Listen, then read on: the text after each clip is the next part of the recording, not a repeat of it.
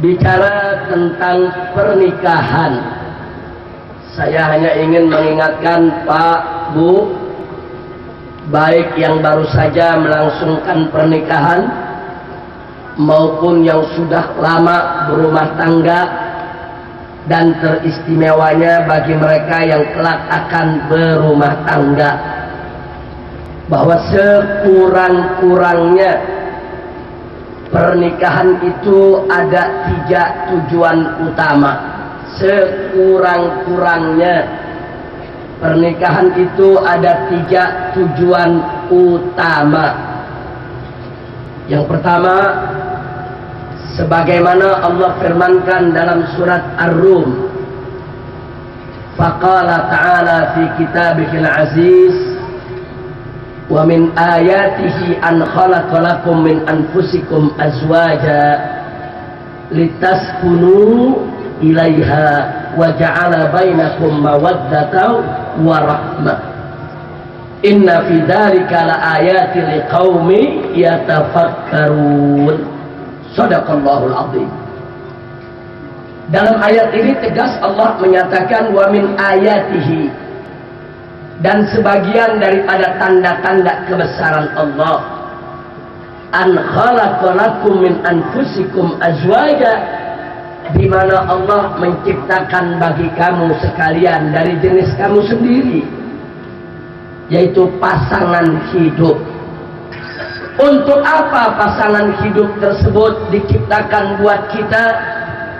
Litaskunu ilaiha, supaya kamu bisa merasa cenderung kepadanya. Dalam pengertian, pasangan hidup itu bisa menjadi tempat kita berbagi suka dan duka. Pasangan hidup itu bisa menjadi tempat kita menyimpan.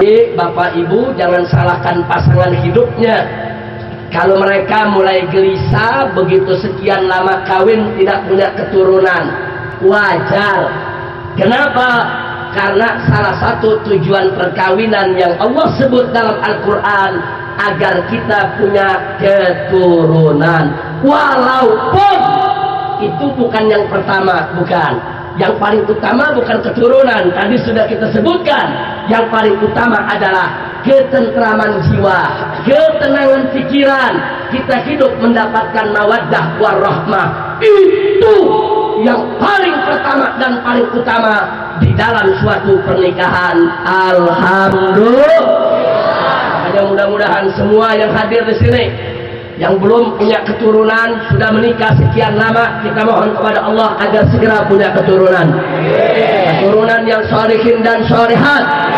Amin ya rabbal alamin. Yang ketiga, saudara, yang ketiga sebagaimana sabda Nabi kita Sayyiduna Muhammad sallallahu alaihi wasallam, beliau mengatakan dalam satu hadis, ya ma'syarus syabab, man istata'a minkumul ba'ah falyatasawwaj fa innahu aghaddu lil basar wa ahsanu lil farji. Luar biasa, saudara.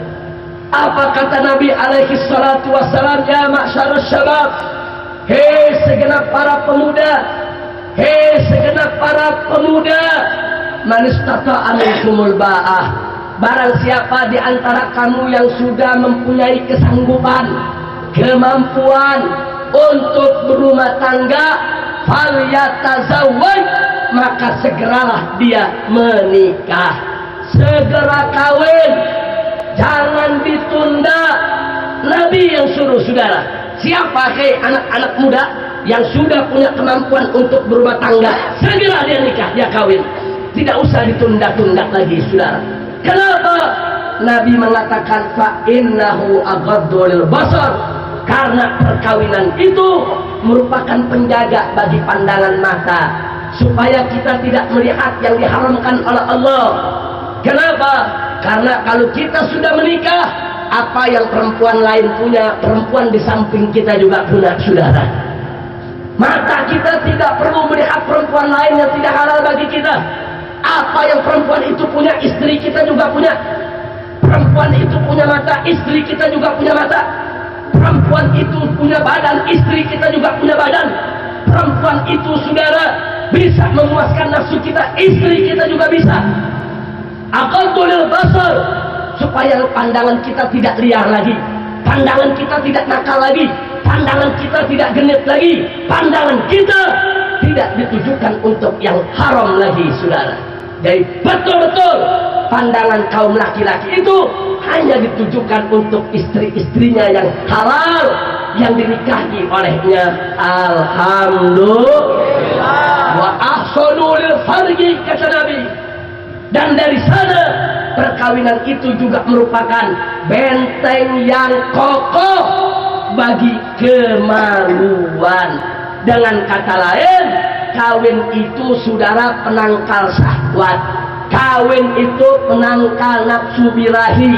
Kawin itu penangkal zina. Kawin itu kita mempunyai saluran biologis yang dihalalkan oleh Allah, sehingga kita tidak berpikir untuk berzina, apalagi melakukannya. Na'udzubillah min. Masya Allah, kira-kira saya sampaikan jelas tidak? Jelas tidak?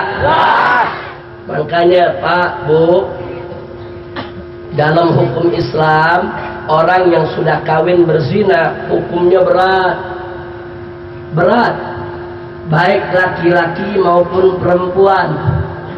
Sudah kawin, pernah merasakan hubungan intim dalam pernikahan yang sah, dia sudah muhson kalau istilah fikihnya, saudara.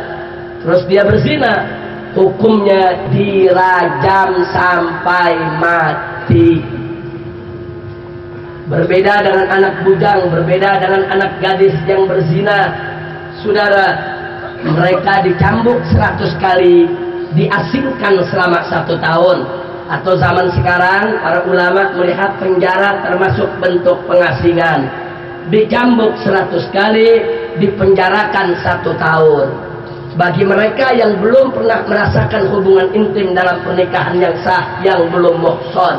Tapi yang sudah menikah, yang sudah merasakan hubungan intim dalam pernikahan yang sah, yang sudah muhson, coba-coba mereka berzina, hukum rajam sampai mati. Kenapa? Karena perkawinan bukan main-main. Itu tali yang begitu suci, dimuliakan Allah. Allah tidak ridha siapapun mengotori tali ikatan perkawinan, saudara. Allah tidak ridha siapapun yang coba-coba untuk mengobok-obok kesucian tali perkawinan. Allah tidak ridha siapapun yang coba-coba merendahkan tali suci perkawinan dengan perbuatan perselingkuhan dan perzinahan. Ibadah. Mudah-mudahan Allah selamatkan kita semua dari perbuatan zina. Amin ya rabbal alamin. Saudara, dalam satu ayat Allah dengan tegas menyatakan, faqala ta'ala wala taqrabuz zina innahu kana fahisatan wa sa'a sabila. Allah nyatakan, Pak, Bu, wala taqrabuz zina, jangan sekali-kali kamu dekati zina. Deketin aja nggak boleh, apalagi berzinahnya. Kalau dikatakan la taqrabuz zina, bukan zinahnya saja yang tidak boleh, perbuatan apapun yang bisa mengantarkan kepada zina, semuanya haram, saudara. Memandang perempuan yang bukan mahram kita dengan syahwat bisa mengantarkan kepada zina, haram untuk kita lakukan. Membaca buku-buku porno, melihat film-film porno, melihat gambar-gambar porno yang bisa menggerakkan syahwat kita, mendorong kita untuk berzina, hukumnya adalah haram. Kenapa? Semua itu merupakan muqaddimatus zina. Itu semuanya adalah pengantar-pengantar zina. Makanya ayat ini luar biasa, saudara. Allah nggak mengatakan la taznu, jangan kamu berzina, enggak. Sebab kalau Allah nyatakan jangan kamu berzina, berarti pengantarnya masih boleh, jangan-jangan, saudara. Tapi ini enggak. Allah katakan la taqrabuz zina, jangan kamu dekati zina. Artinya perbuatan apa saja yang bisa mengantarkan kita kepada zina, yang bisa mengundang kita untuk berzina, yang bisa mendorong seseorang itu untuk berzina, semuanya haram, apalagi zinanya. Nggak sampai di situ, Allah menyatakan yang namanya zina, saudara, kana fahisyatan wa sa'a sabila, merupakan perbuatan keji dan jalan yang buruk. Orang bertanya, kok zina disebut perbuatan keji ya? Apa sih maksudnya perbuatan keji, saudara? Pak, Bu, buruknya zina, busuknya zina, kejinya zina bisa kita lihat atau tercermin dari hal-hal berikut. Pertama, saudara, dari berbagai macam penyakit yang bisa ditimbulkannya. Dalam satu hadis Nabi berkata, idza dhaharatil fawahish ta'til amrad lam takun fi aslafikum. Dalam satu hadis Nabi mengatakan, kalau al-fawahish, perbuatan keji, perzinahan sudah dilakukan terang-terangan ada di mana-mana, ta'til amrad, akan datang macam-macam penyakit lam takun fi aslafikum, yang tidak pernah terjadi di kakek moyang kamu, yang nggak pernah terjadi di zaman pendahulu kamu, yang nggak pernah dialami oleh orang-orang tua kamu. Makanya kita lihat sekarang, zaman dulu orang nggak pernah tahu penyakit AIDS, saudara, tapi sekarang kita lihat, saudara, sampai hari ini obatnya belum ditemukan. Inna lillahi wa inna ilaihi raji'un. Nabi sudah kasih tahu sejak 15 abad yang lalu, kalau perzinahan dibiarkan, dilakukan terang-terangan, menyebar ada di mana-mana, pasti penyakit-penyakit aneh akan datang, saudara. Penyakit-penyakit laknat akan datang, macam-macam penyakit yang nggak pernah dialami oleh orang tua kita. Inna lillahi inna ilaihi raji'un. Makanya zina disebut perbuatan keji. Kenapa? Dia bisa mendatangkan penyakit laknat, penyakit yang luar biasa, yang sulit untuk ditemukan obatnya, saudara. Yang kedua, kalau orang berzina, perempuan laki-laki melakukan hubungan intim tanpa lewat pernikahan, apa beda dia dengan monyet? Apa beda dia dengan babi? Apa beda dia dengan anjing? Apa beda dia dengan binatang? Yang mana semua binatang melakukan perkawinan tanpa proses pernikahan. Saya mau tanya yang hadir di sini, kita manusia mau jadi binatang tidak? Mau disamakan dengan binatang tidak? Zina bisa jika siapa saja yang melakukannya sudah menjatuhkan martabatnya seperti martabat binatang. Hati-hati, saudara. Mau jatuh martabat kita kayak binatang? Tidak. Mau? Tidak. Hati-hati, saudara. Makanya disebut zina perbuatan keji. Ada lagi yang ketiga. Ini yang harus kita waspadai. Kalau orang berzina sampai hamil, melahirkan anak, saudara, ya, si anak memang tidak berdosa. Kullu mauludin yuladu ala fitrah. Setiap anak yang dilahirkan oleh orang tuanya dalam keadaan suci, baik dia anak nikah maupun anak zina, mereka semua suci, saudara. Tapi kesian nasib anak zina, saudara. Walaupun mereka dilahirkan dalam keadaan suci, tapi tetap mereka akan membawa beban psikologis. Karena setempel anak zina itu akan dibawa seumur hidup dia, saudara. Setempel anak zina akan dibawa seumur hidupnya. Kalau suatu saat dia ingin melamar anak orang, orang akan berbisik, hati-hati, itu anak zina.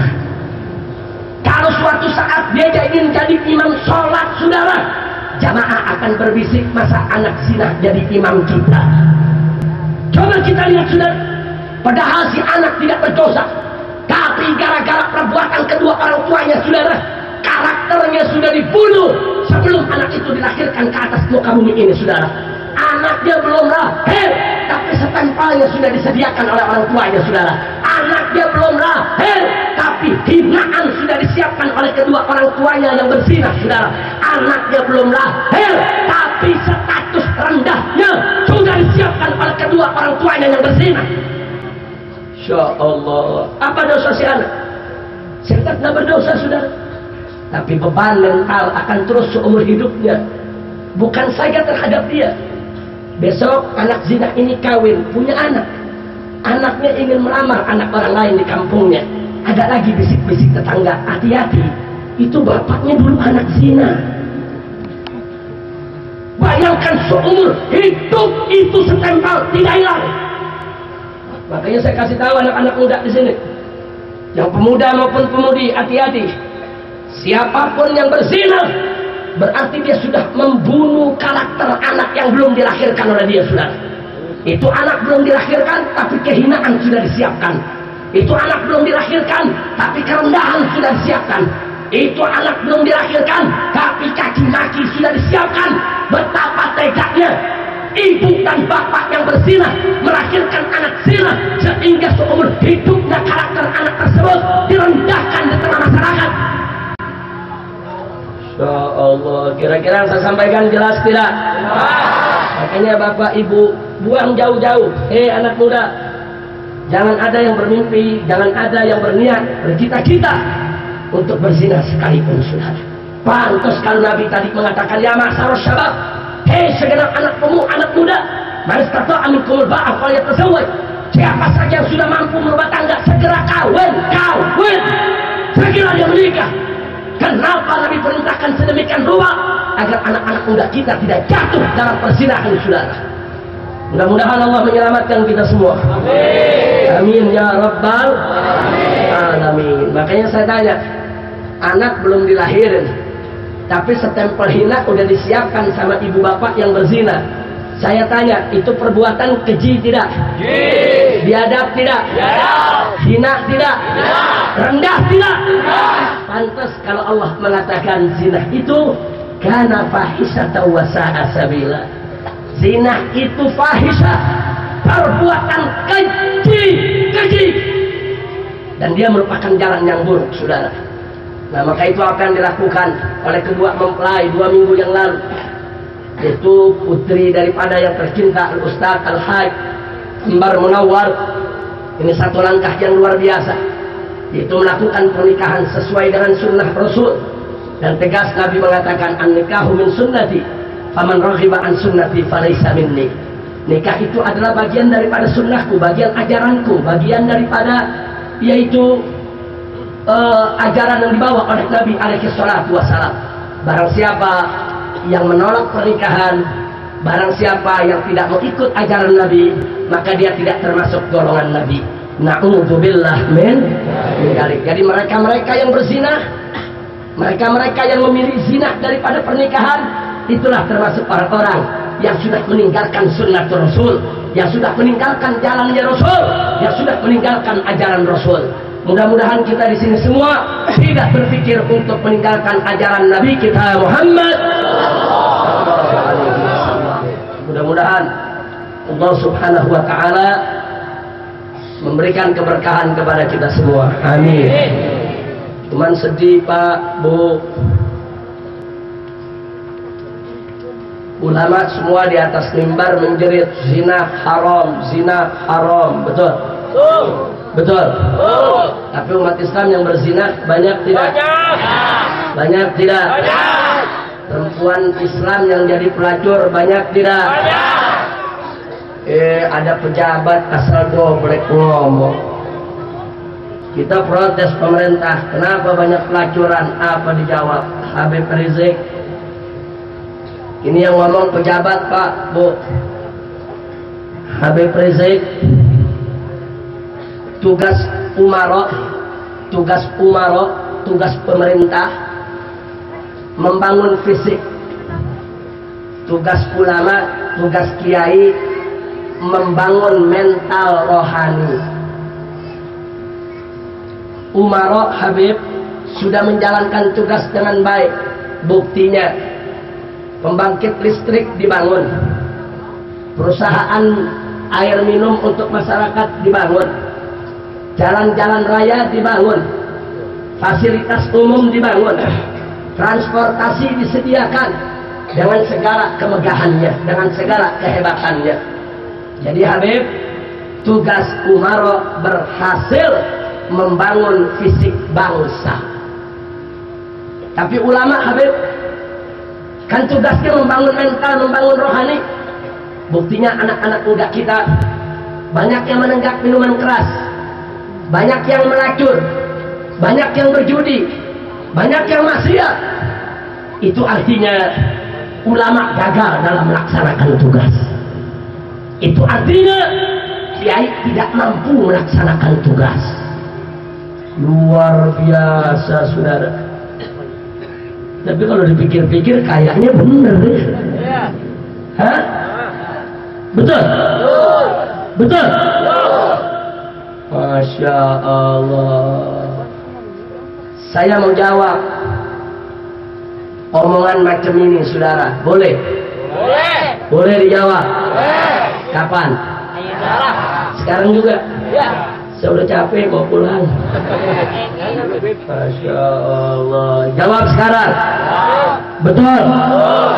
Jadi kalau dilihat tadi Umaro berhasil, ulama gagal. Saya jawab, Bapak, terima kasih atas kritik dan sarannya. Mungkin Anda benar, ulama banyak yang gagal, ulama banyak yang tidak melaksanakan tugas. Mungkin Anda benar, dan mungkin juga Anda benar, Umaro itu berhasil membangun fisik. Mungkin benar. Tapi saya mau kasih tahu, kenapa Umaro berhasil membangun fisik? Karena tidak diganggu oleh ulama. Betul. Betul. Umaro ingin membangun pembangkit tenaga listrik. Emang ada ulama yang nolak? Ada ulama yang hancurin PLN? Enggak ada. Enggak ada. Umaro ingin membangun jalan raya untuk masyarakat, bangun pasar. Emang ada ulama yang mengganggu? Bahkan para ulama mendukung dan memberikan bantuan. Betul? Betul? Kadang-kadang ada masyarakat yang tanahnya nggak mau diambil buat jalanan, ulama diminta bantuan untuk ngelobi. Betul? Betul? Banyak gak ulama yang membantu pemerintah? Banyak tidak? Makanya pemerintah berhasil. Coba bayangkan, kalau pemerintah mau bangun pembangkit listrik, ulama rubuhin. Pemerintah mau bangun jalan, ulama gerakin masyarakat yang lagi kerja digebukin. Nah, kira-kira kerjaan pemerintah rusak tidak? Rusak tidak? Tapi itu tidak terjadi, saudara. Jadi Umaro berhasil karena tidak diganggu oleh ulama, bahkan dibantu oleh ulama. Betul? Betul? Nah, sekarang kita lihat kebalikannya. Bagaimana dengan tugas ulama? Ulama sudah berteriak di atas mimbar, di masjid-masjid, di majlis-majlis. Hei umat Islam, minuman keras itu haram. Minuman keras itu ummul khaba'is, yang kladis daripada segala kebejatan. Hei umat Islam, jangan kau menenggak minuman keras, jangan kau dekati minuman keras. Saya tanya, kira-kira ulama sudah melaksanakan tugas belum itu? Sudah belum itu? Tapi siapa yang bangun pabrik minuman keras? Ulama atau Umaro? Ulama atau Umaro? Ini dia nih, ulama diacak-acak oleh Umaro. Betul? Ya pantas aja ulama gagal, ya Umaro yang menggagali. Betul? Lalu sekarang ulama berteriak, hei umat Islam, berzinah itu haram, zinah itu perbuatan keji, zinah itu bisa mendatangkan berbagai macam penyakit. Jangan berzinah, jangan melacur. Yang ngisinin lokalisasi pelacuran siapa? Umaro lagi. Emang ada ulama izinin lokalisasi pelacuran? Kalau ada Kiai Jabla itu.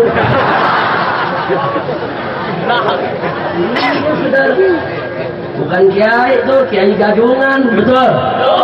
Betul? Coba kita lihat saudara. Siapa bilang ulama tidak melaksanakan tugas saudara? Ulama sudah berusaha lewat bukunya, lewat kitabnya, lewat majelis taklimnya, lewat tabligh akbarnya, bahkan ada ulama-ulama yang turun dengan santrinya melakukan demo. Betul? Berbagai macam sudah diusahakan saudara, tapi kerja ulama yang begitu bagus, kerja ulama yang begitu mulia, kerja ulama yang begitu suci, agung, tidak didukung oleh umaro, bahkan dirusak oleh umaro saudara. Betul? Insya Allah. Makanya kita lihat ada anak muda mabok diomelin sama Kiai sama Habib. Hai anak muda, kurang ngajar kau mabok-mabokan. Kau jadi sampah masyarakat ya. Kau juga berbuat dosa ya. Sedih si anak muda.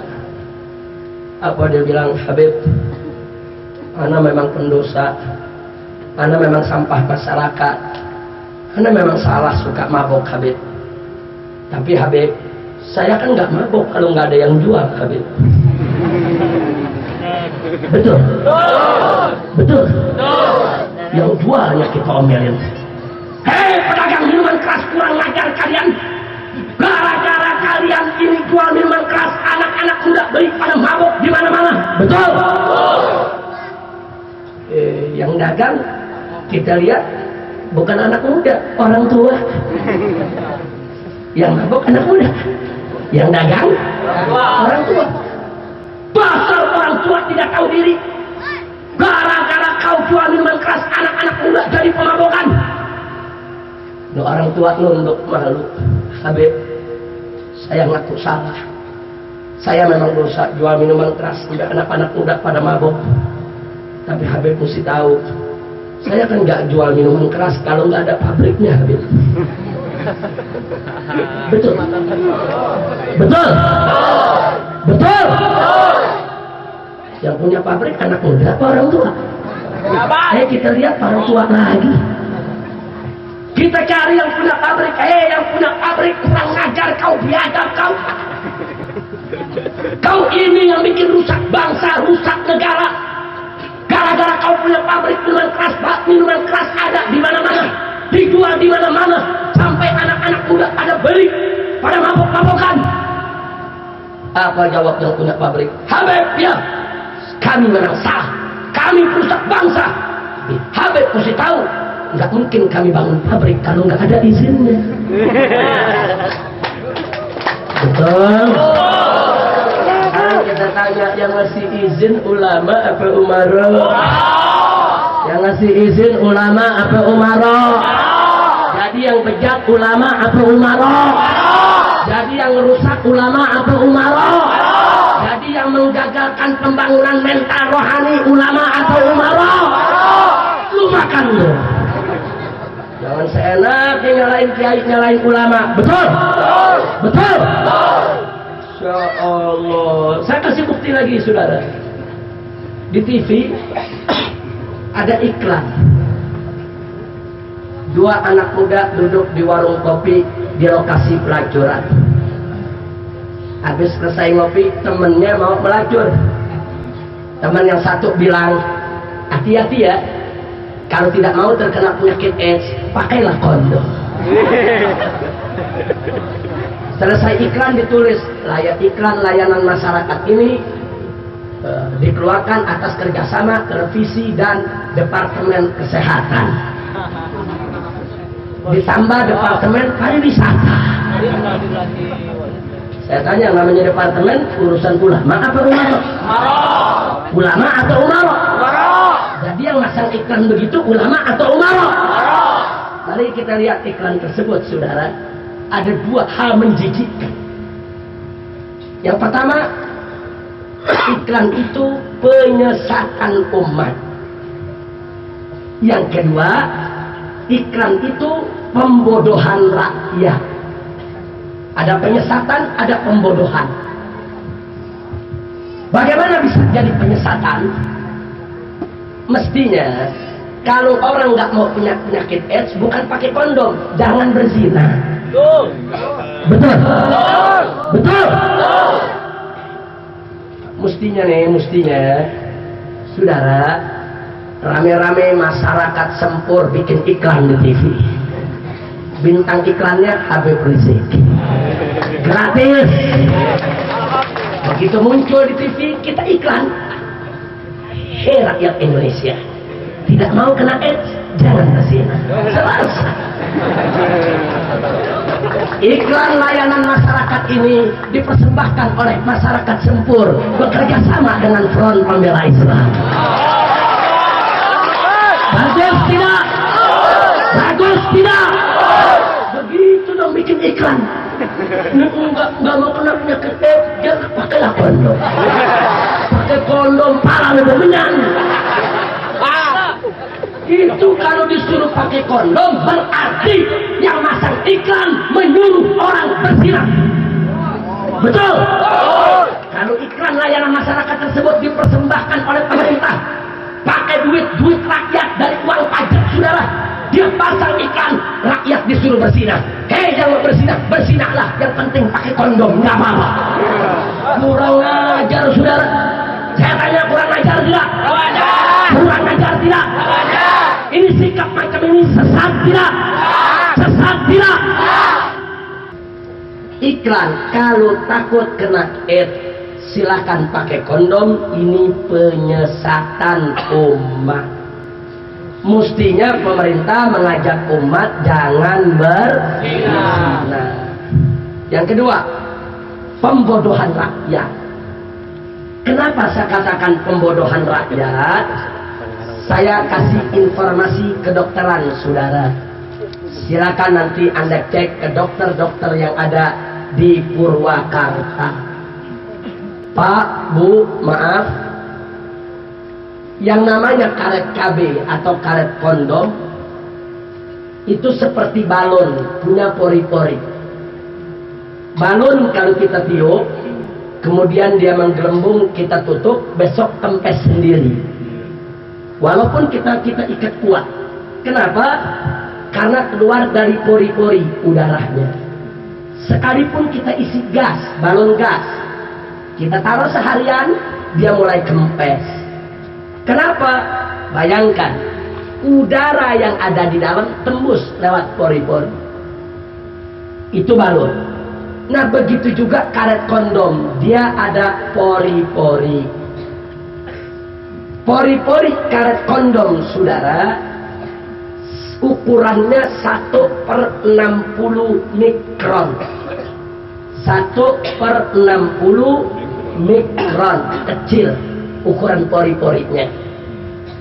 Sementara sperma laki-laki nutfahnya, kalau sperma itu kan nggak sedikit tuh nutfah, ada jutaan nutfah.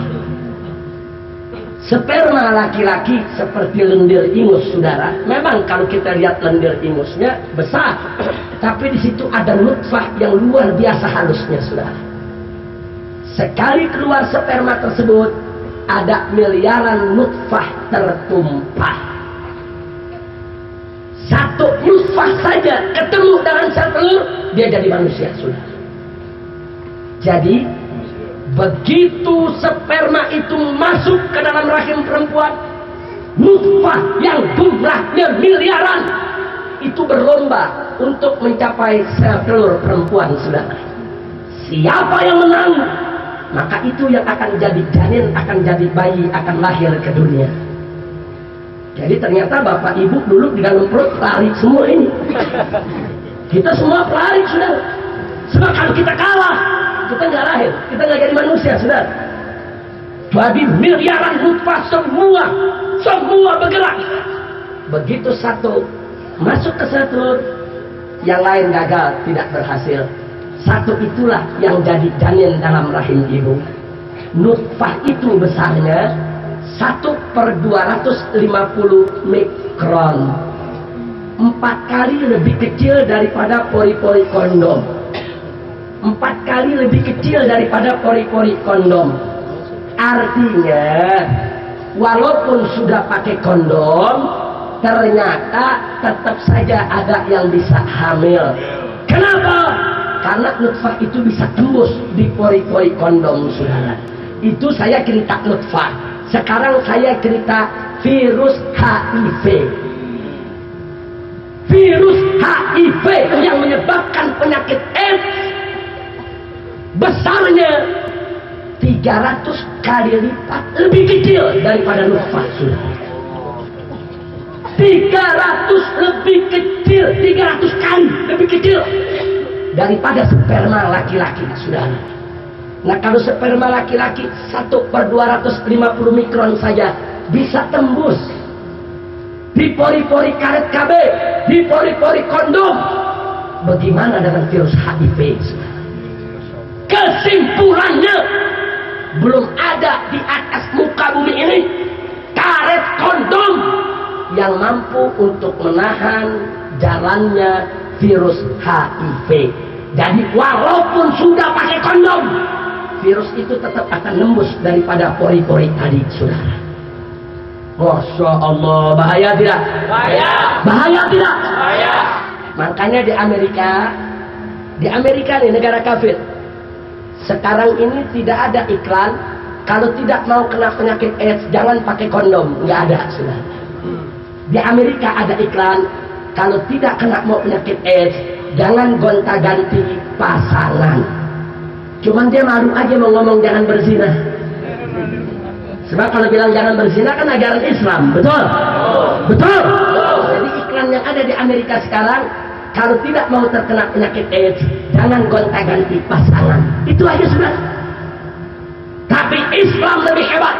Kalau tidak mau terkena penyakit AIDS atau penyakit apapun yang disebabkan zina, kuncinya jangan berzina, titik. Betul? Makanya saya tanya, kalau pemerintah bikin iklan macam itu kan namanya membodohi rakyat, saudara. Itu namanya membodohi rakyat. Siapa bilang kondom bisa menahan virus HIV? Nggak bisa. Nah, makanya saya ingatkan dari sekarang, hati-hati. Pemerintah udah kita kasih tahu, tapi emang dasar budak dengar dengar. Di tempat pelacuran pakai dipasang ATM kondom. Kurang ajar, saudara. ATM kondom tinggal masukin duit keluar kondomnya. Coba kita lihat, tidak punya akhlak. Ini yang terjadi di kita punya negeri, saudara. Pantas kalau musibah datang bertubi-tubi karena begitu banyaknya kemungkaran kemaksiatan yang dilegalisasi oleh penguasa di negeri ini, saudara. Dan pantas juga kalau ulama jatuh bangun, kalau usaha ulama setengah mati untuk mendapatkan hasil yang maksimal, karena bukan hanya tidak dibantu pemerintah, tapi justru diganggu oleh umarok, saudara. Betul? Betul? Jadi sekarang saya mau tanya, jadi yang salah ulama atau umarok? Kiai atau pemerintah? Betul? Yakin? Takbir? Nah, ini mesti diluruskan. Jadi jangan seenaknya ada pejabat yang ngomong begitu, kiai gagal, Pak lalu momenyan. Kiai gagal, bukan kiai gagal, kiai udah setengah mati bina umat. Betul? Betul? Lihat dong kiai-kiai yang di pesantren-pesantren, saudara. Banyak kiai pimpin pesantren, santri 1.000, 2.000, 10.000, 20.000. Memang dia tidak punya kesempatan untuk keluar kok. Mendidik 20.000 santri bukan mudah, saudara. Setengah mati. Itu upaya yang bisa dilakukan. Ribuan kiai kita dengan ikhlas, dengan tulus, di mana-mana membina umat, saudara, agar mereka menjadi orang-orang yang baik. Alangkah indahnya kalau ulama dan umarok mau bersinergi untuk kerjasama. Betul? Ulama mengatakan minuman keras haram, jangan dekati minuman keras. Umarok langsung tutup pabrik minuman keras. Indah tidak? Indah tidak? Ulama mengatakan zina haram, perbuatan keji, dilaknat Allah. Pemerintah langsung tutup tempat-tempat daripada pelacuran. Bagus tidak? Indah tidak? Ulama mengatakan, saudara, dengan tegas bahwa judi haram, tidak boleh dilakukan oleh umat Islam. Umarok langsung melarang judi di mana-mana. Indah tidak? Indah tidak? mesti begitu dong saudara. Ini enggak. Saya diprotes lagi saudara. Apa kata pejabat? Habib Rizik, jangan tersinggung ya. Saya mau kasih usul. Saya bilang silakan. Kalau usulnya bagus, saya terima. Begini Habib, saya lihat perbuatan laskar FPI di mana-mana, menutup tempat pelacuran, diserbu, dirubuhkan, dibakar. Ya, bagi saya sih bagus-bagus saja kata dia. Tapi ada kekurangannya Habib. Saya bilang apa kekurangannya Pak? FPI ini bertindak tanpa solusi. Jadi FPI kurang cerdas. Maksudnya kurang cerdas, goblok dikit gitu. Nah, agak sedikit goblok, cuman bahasanya halus, kurang cerdas. Nah kita tanya, jadi yang cerdas bagaimana Pak?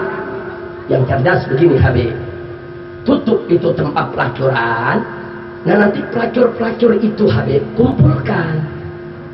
kumpulkan mereka ini kan selama ini menjadi pelacur karena tekanan ekonomi, karena janda beranak 5, suaminya pergi atau tidak tanggung jawab, karena mereka tidak punya keterampilan, mau dagang tidak punya modal, terpaksa mereka jadi pelacur. Alangkah indahnya pelacur-pelacur itu dikumpulkan, dikawinkan satu-satu dengan laskar.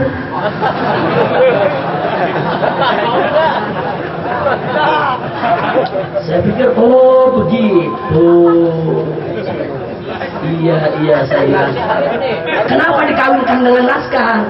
Dia bilang, ya supaya nanti pelacur-pelacur ini yang tadinya tertekan kan ada laskar yang cari nafkah, ada laskar yang kerja. Oh begitu. Nah selain itu Habib, kalau memang laskar tidak ada yang kawin dengan pelacur, emang ada yang mau kasih? Ini kebetulan di sini ada laskar, mau nggak? Mau nggak? Nggak ada yang mau.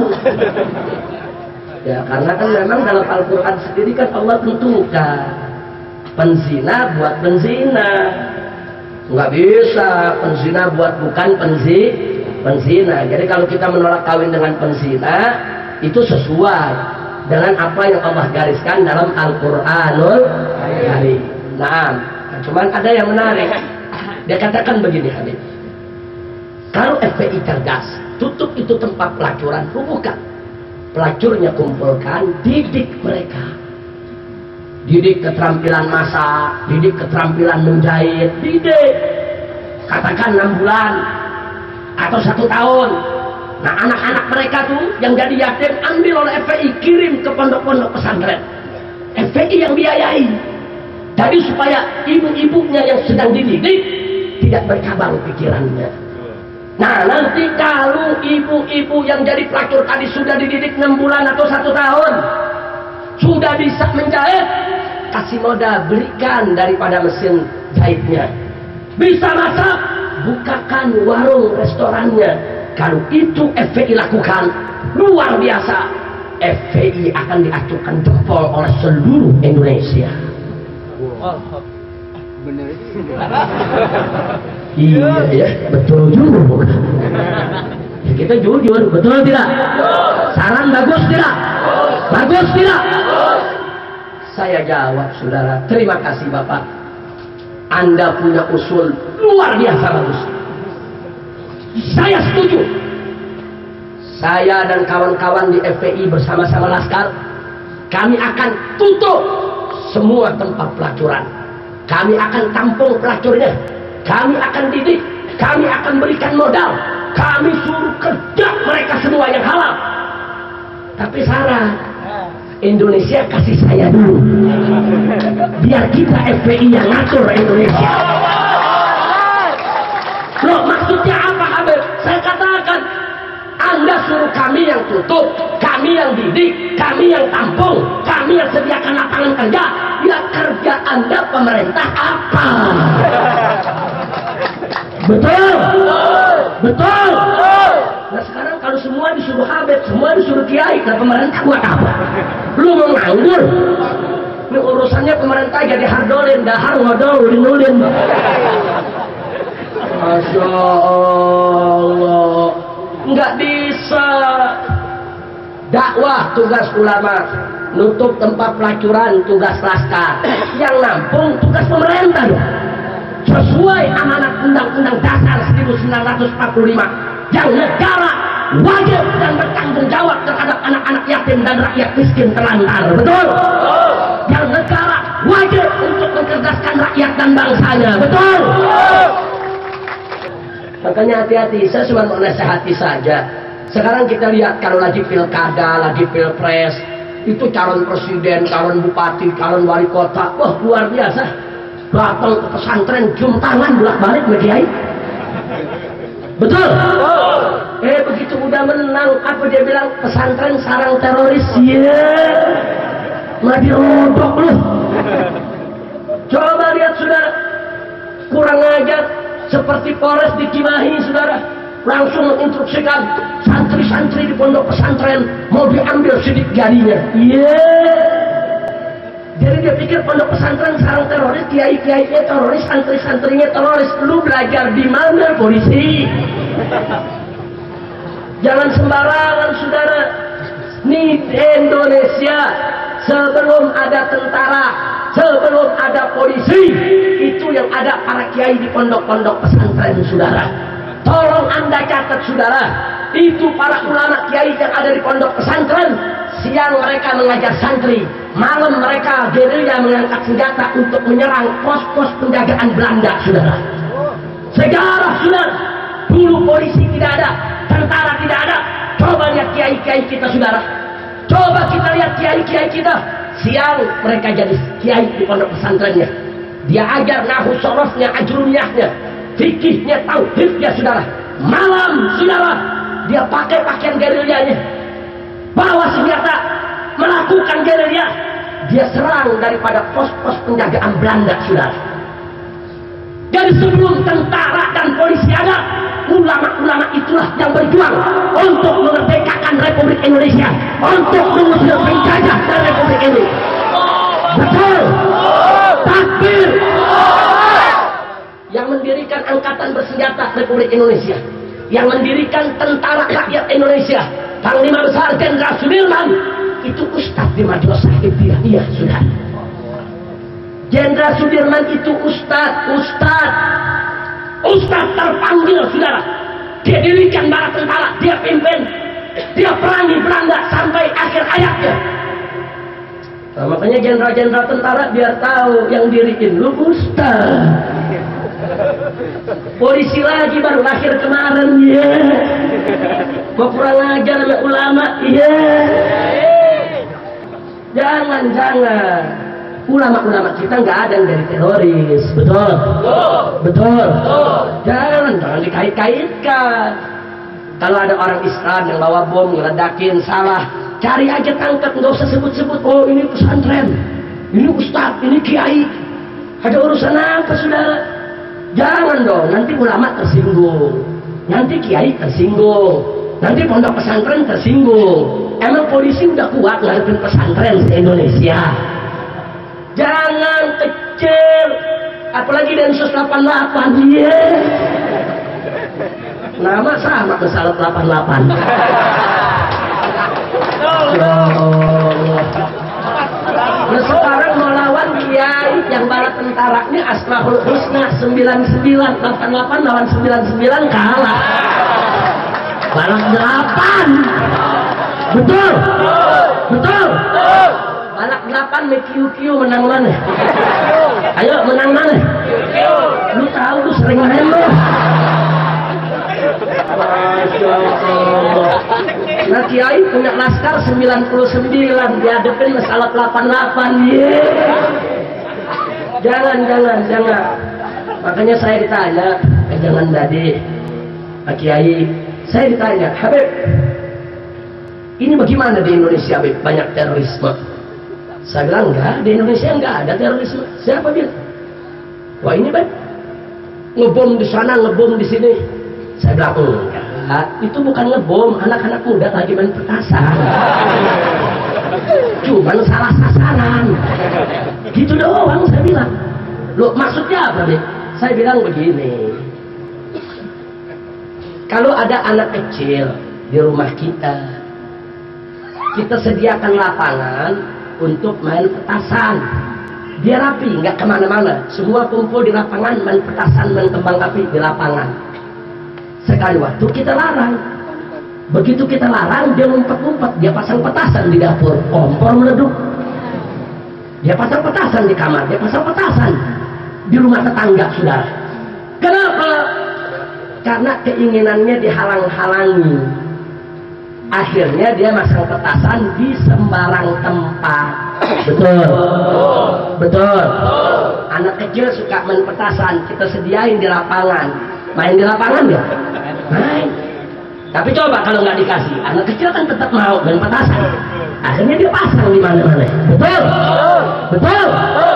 Saya kasih tahu pemerintah, saya sudah lama, Pak, sampai ke Presiden, ke Menteri Pertahanan, semua jajaran.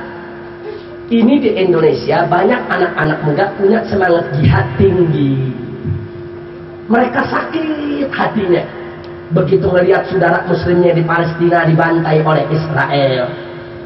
Muslim yang ada di Thailand dibantai, di Filipina dibantai, di Afghanistan dibantai, di Irak dibantai. Sakit hati mereka. Mereka kalau sudah dengar Amerika Serikat dan sekutunya udah benci. Karena Amerika dan sekutunya yang membantai umat Islam di mana-mana negeri. Betul. Betul. Anak-anak muda ini kita kumpulkan. Betul kau mau perang. Betul mau main bom. Betul kita salurkan. Bagaimana nyalurkannya? Kirim ke Israel, kirim ke Afghanistan, kirim ke Irak, biar mereka berjihad di sana. Jadi mereka nggak main petasan di Indonesia. Ayo, setuju gak? Setuju tidak? Jadi main petasannya di sana saja. Kita saluri.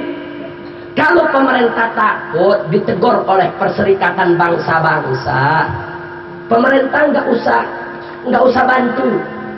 Pemerintah nggak usah berikan izin resmi. Cukup tutup mata, kami berangkat sendiri. Setuju? Setuju? Jadi kalau nanti dunia tanya, pemerintah jawab singkat, kami nggak tahu. Itu hak pribadi dia. Dia mau jihad mau kemana, kami nggak pernah buka pendaftaran, kami nggak pernah kirim mereka. Pemerintah aman. Biar kami yang urus, kami yang kirim mereka. Nanti kami yang kirim ke medannya, kami yang kasih senjatanya. Biar mereka perang di sana. Nah kalau udah mereka perang 6 bulan umpamanya, kebetulan Allah kasih masih panjang umur, agak capek mau istirahat, pulang ke Indonesia cuti perang. Jadi di Indonesia nggak main petasan. Udah cuti di Indonesia 2 bulan, pengen main petasan lagi, berangkat lagi.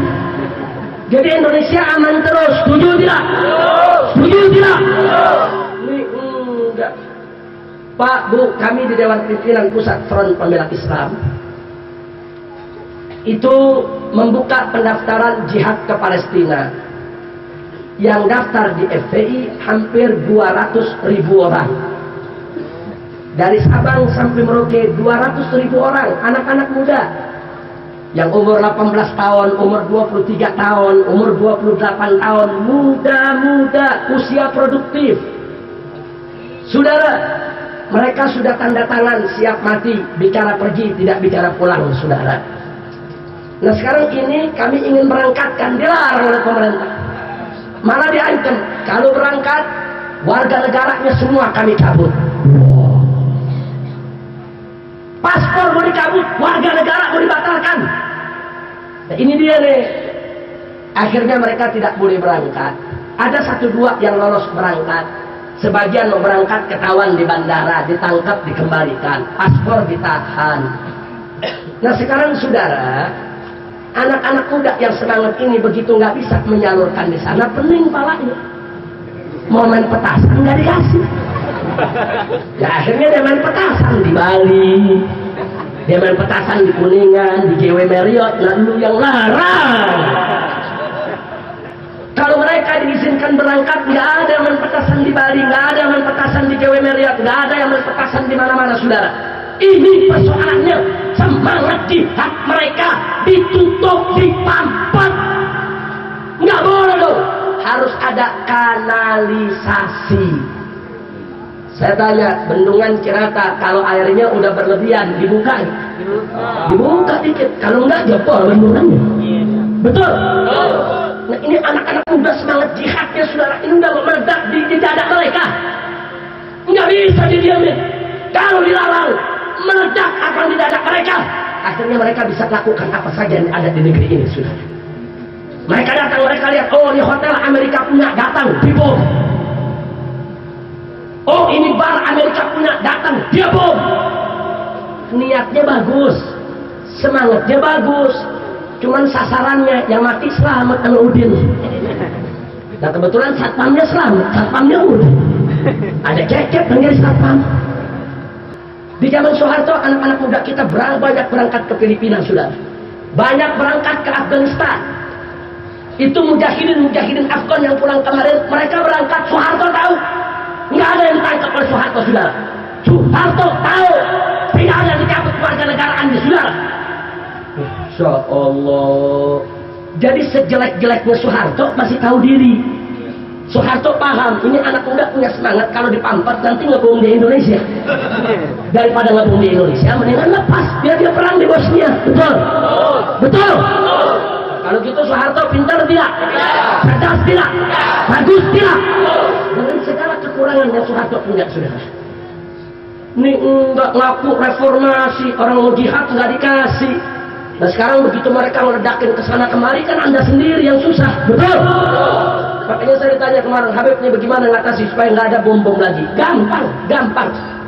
Biarkan saja mereka jihad. Kalau mereka mau ke Irak, mereka mau ke Afghanistan, mereka mau ke Gaza, biarkan saja. Pemerintah tutup mata, nggak usah ngomong. Nggak usah. Kalau PBB tanya bilang nggak tahu. Itu urusan pribadi, yang kami tahu mereka berangkat mau persiran ke luar negeri, bukan mau perang. Itu urusan masing-masing. Betul? Kalau pemerintah mau seperti itu, bisa tidak? Bisa tidak? Takbir! Masya Allah. Dulu waktu Afghanistan perang lawan Uni Soviet, ribuan anak-anak muda Indonesia berangkat saudara. Soeharto tahu, bukan nggak tahu saudara. Nggak ada Soeharto ngancam, kepala bakin ngancam, nggak, dibiarkan. Dibiarkan. Mereka hanya kata bahwa yang berangkat ke Afghanistan sekian orang, fulan. Yang meninggal di sana ditandai ini yang meninggal dunia. Enggak rame saudara. Semua diam. Nah, jadi mereka salurkan, mereka punya semangat jihad pada tempat yang benar, bukan di tempat yang salah. Maka itu kalau saya usulkan kepada pemerintah, anak-anak muda yang punya semangat jihad agar dibiarkan berangkat ke medan jihad. Apakah itu perang melawan Israel di Palestina, apakah itu perang melawan tentara sekutu di Irak, apakah itu perang melawan tentara kafir di Filipina Selatan, saya usulkan agar mereka dibiarkan saja untuk berangkat jihad, jangan dilarang-larang. Setuju tidak? Setuju tidak?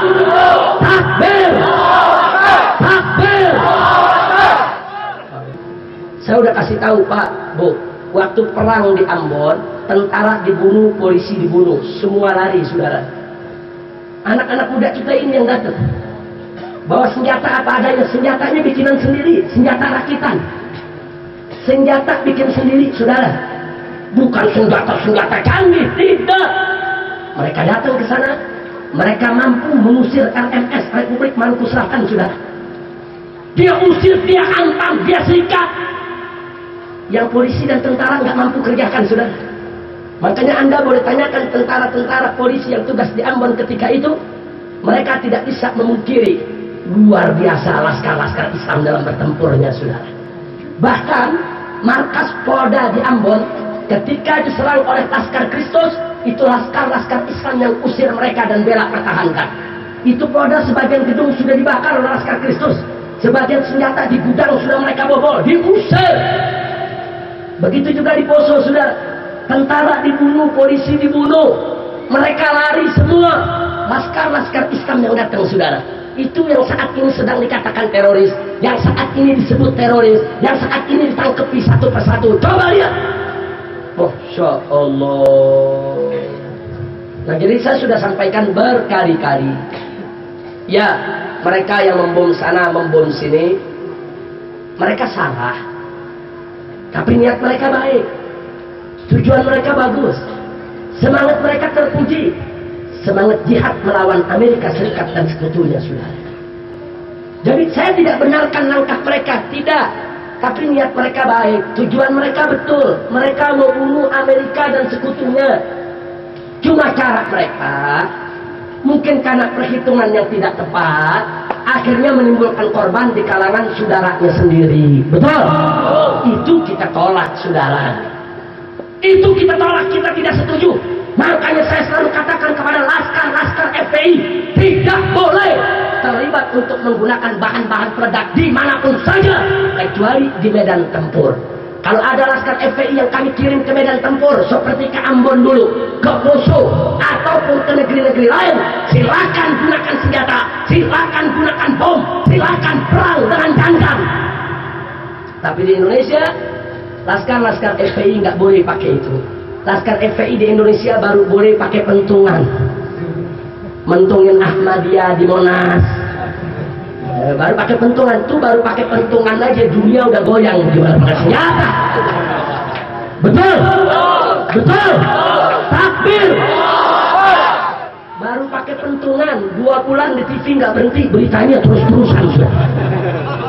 Baru pakai pentungan, saya ditangkap, rumah saya digerebek, saudara. 2.500 personel polisi lengkap dengan senjata, lengkap dengan seragam, ditambah lagi dipimpin oleh Densus 88. Belum lagi mereka yang tidak pakai seragam, saudara. Mau nangkap Habib Rizik 1 yang dikerain 5.000. Iya, lu mau perang? Masya Allah. Bagaimana mau dikirim ke Afghanistan? Baru ke Petamburan 5.000 orang.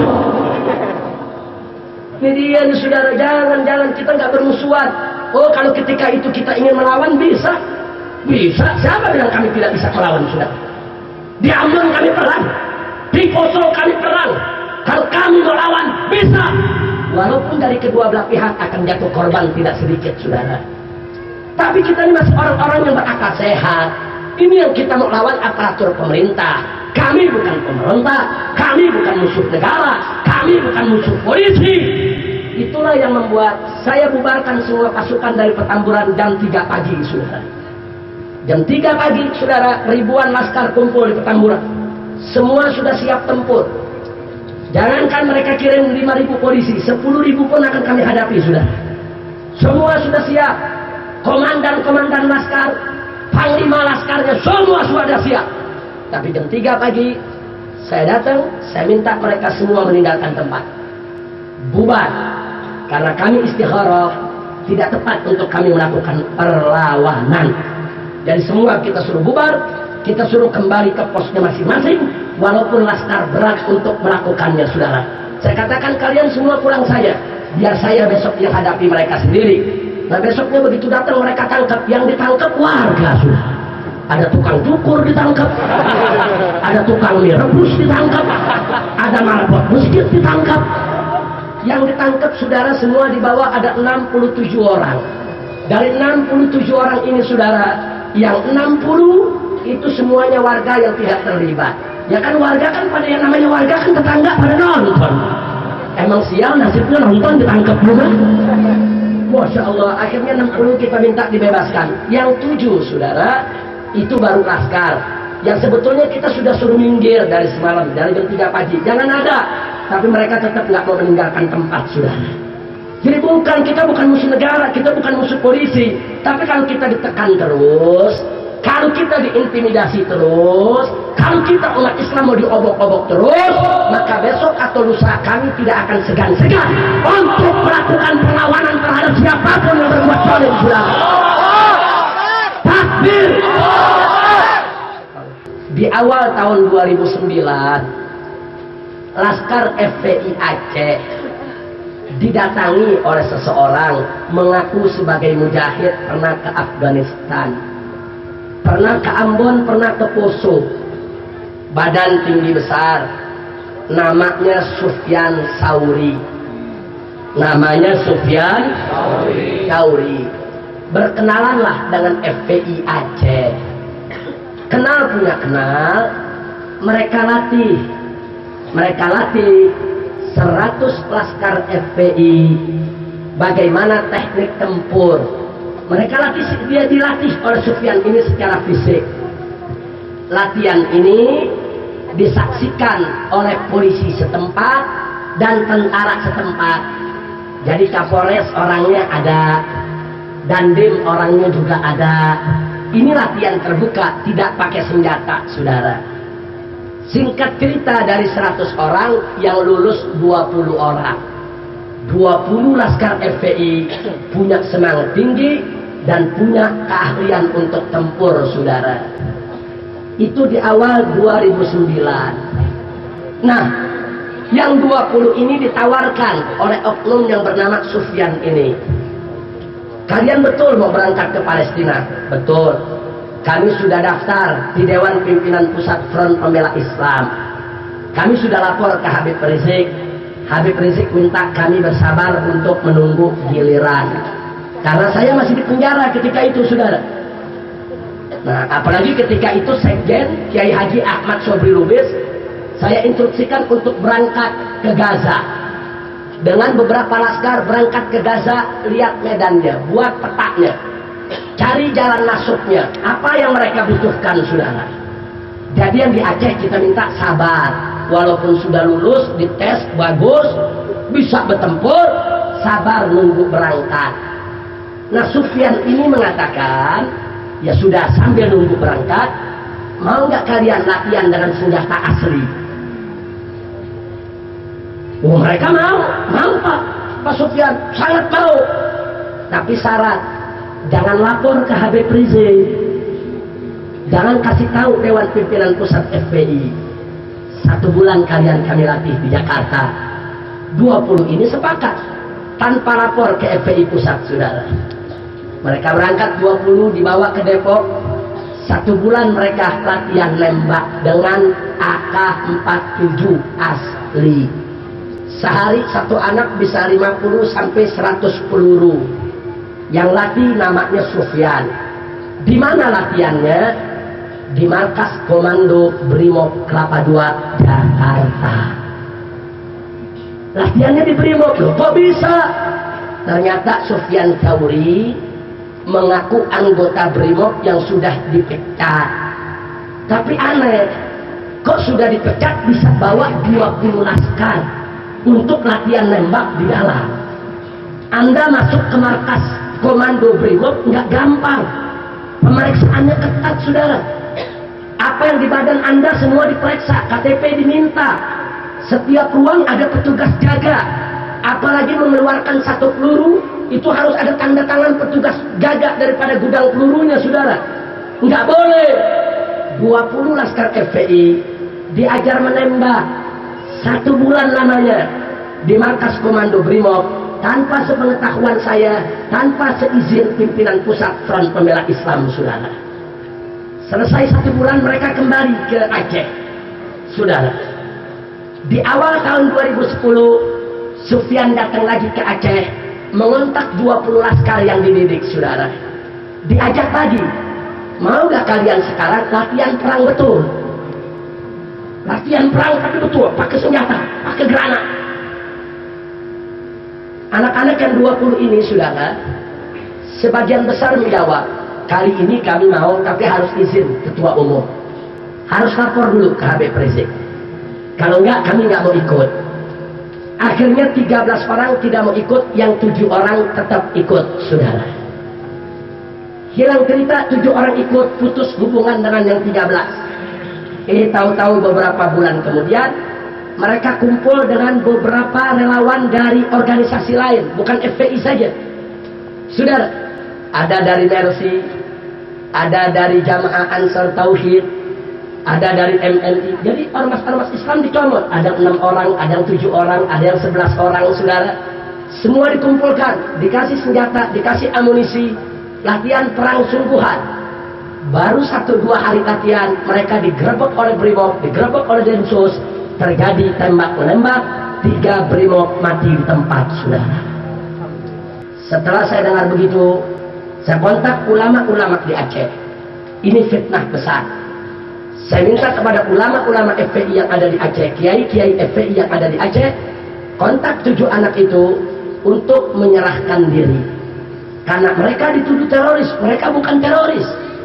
Mereka tidak pernah membom hotel, tidak pernah menculik pejabat, tidak pernah membunuh orang, tidak pernah merampok bank, bukan. Mereka anak-anak muda yang mau ke Palestina, semangat diajak latihan, ikut. Bukan teroris, saudara. Nah, begitu kita tahu sedemikian rupa, saudara, kita minta supaya anak-anak kita menyerahkan diri. Tapi kontak mereka nggak gampang, mereka di hutan. Hutan mereka kuasai. Tapi alhamdulillah 3 orang mendengar himbauan tersebut, yang 3 orang menyerahkan diri. Yang menyerahkan diri salah satu adalah Abu Rimbah. Itu komandan Laskar FPI. Karena dia dengar suara kiai, dia dengar suara ulama, suara habaib, dia serahkan diri. Dia mau tunjukkan kalau dia bukan teroris, saudara. Yang 4 lagi sampai hari ini masih buron. Nah, ini yang jadi masalah. Polisi sudah tahu kalau ada 7 orang FPI terlibat. Kenapa mereka nggak minta bantuan saya sebelum terjadi tembak menembak? Telepon dong, Habib Rizik, ini ada orang FPI yang terlibat. Kalau polisi minta bantuan, saya turun ke Aceh, saya panggil yang 7, saya suruh serahkan senjata tanpa perang, sudah. Tapi ini enggak, udah tembak menembak, Brimob mati 3, baru telepon Habib, anak buahnya mati. Kenapa setelah terjadi perang baru minta bantuan? Masya Allah. Nah, kemudian setelah 3 anak ini menyerahkan diri masuk penjara, ketua FPI Aceh menjenguk, ketemu dengan wartawan, lagi wawancara dengan wartawan. Tiba-tiba ada 1 orang berbadan tinggi tegap memanggil, "Tengku, apa kabar Tengku?" Ini ketua FPI Aceh, namanya Tengku Yusuf Gordowi. Si Tengku melihat siapa yang negur. Ternyata yang negur Sufyan Thauri. Matanya tidak diikat, tangannya tidak diborgol, dan tidak ditodongkan senjata oleh Densus, saudara. Padahal yang lain yang menyerahkan diri saja matanya ditutup, tangan diborgol, ditodong dengan senjata. Dia naik ke mobil dengan tenang tanpa pengawalan. Karena itu seminggu yang lalu saya mengirim kawan-kawan didampingi oleh Forum Umat Islam, rame-rame datang ke Mabes Polri. Kita sampaikan ke Kapolri, kalau Anda katakan anak-anak kami yang 7 teroris, lalu kami mau tanya, kenapa mereka dilatih di markas Brimob? Kalau gitu markas Brimob markas teroris. Betul? Betul? Bahkan markas ente yang latih. Ini senjata yang mereka punya, ini senjata standar Brimob. Ini bukan senjata GAM. Senjata GAM AK-56. Senjata standar Brimob AK-47. Yang mereka pakai di Aceh kemarin semua AK-47, bukan GAM punya, saudara. Dari mana? Dari Sufyan yang bawa. Sufyan yang bawa senjata, Sufyan yang kasih amunisi. FPI tidak punya senjata. Maka itu kami minta kepada Kapolri, tolong tunjukkan kepada kami, jangan kalian sembunyikan. Siapa itu Sufyan Thauri? Di mana rumahnya? Di mana alamatnya? Dia ditahan di mana sekarang? Apa pasalnya? Dan bagaimana dia bisa mengajak 20 laskar untuk latihan nembak di markas Brimob? Bagaimana cara masuknya? Siapa komandan jaganya? Nggak mungkin dia kerja sendirian, saudara. Kalau dia betul sudah dipecat dari Brimob, mustahil dia bisa membawa 20 laskar untuk latihan nembak dalam markas Brimob. Nggak mungkin. Kalau dia nyusup sendiri, mungkin, saudara. 20 orang selama sebulan latihan nembak di markas Brimob. Kalau betul dia sudah dipecat, siapa orang dalam yang mengizinkannya, saudara? Bagaimana mereka bisa masuk? Bagaimana bisa dapat peluru? Bagaimana bisa dilatih di dalam? Polisi mesti jujur. Nah, makanya sekarang, saudara, kalau Anda sudah dengar begitu, saya mau tanya, ini teroris atau rekayasa teroris? Rekayasa. Terorisme atau rekayasa? Rekayasa. Terorisme atau rekayasa? Rekayasa. Ini rekayasa, saudara. Ini lagu lama. Nggak boleh dong begitu, saudara. Makanya kemarin di Cibogo saya sebutkan, seenaknya mereka tangkap di jalanan main tembak, saudara. Kenapa? Karena kalau diseret ke pengadilan dalam keadaan hidup, nanti rekayasanya ketahuan. Nanti mereka yang ditembak bisa cerita, orang kami latihan di sana kok. Makanya sekarang mentangkap, mentembak, mentangkap, mentembak. Masya Allah. Saya tanya sekali lagi, ini terorisme atau rekayasa? Terorisme atau rekayasa? Agar tidak tergoda oleh dunia, agar FPI tetap membela hak Islam dan umatnya. Semoga Allah memberikan berkah dan kemenangan, amin ya rabbal. Dan karena itu saya terima kasih kepada Kiai Haji Ambar Munawar maupun keluarga besarnya, termasuk Ajangan Dadih di sini.